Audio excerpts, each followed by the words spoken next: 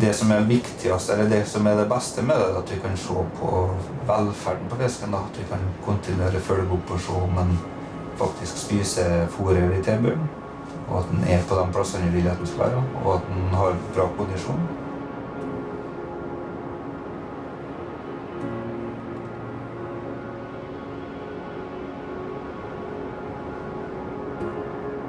Jeg heter Johannes Krøder, født og oppvokst på Smørdal, og jobber nå som rensefiskkordinator i regionen Møre og Romsdal. Det har jeg holdt på med nå i litt over et år. Vi bruker den til å inspisere mæring med, og hovedsakelig se på rensefiskmiljøet. Det er jo rensefiskkordinator jeg, som sagt, så jobben min er å følge opp driften på den på hver enkelt lokalitet i hele fylket.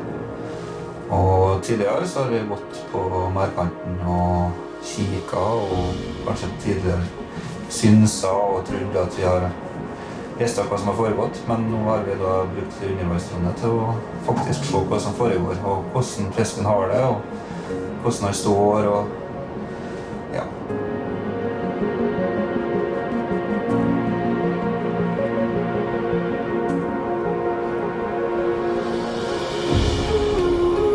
Vi oppdager noe nytt hele tiden med å bruke drone.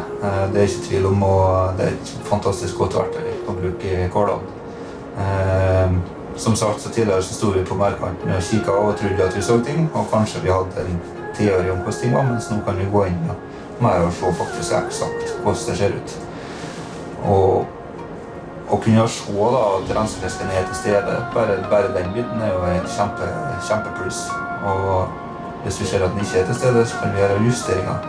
Justering av skjul og fôring og ja, det meste egentlig kan vi justere på når vi klarer å se ting da, under vann.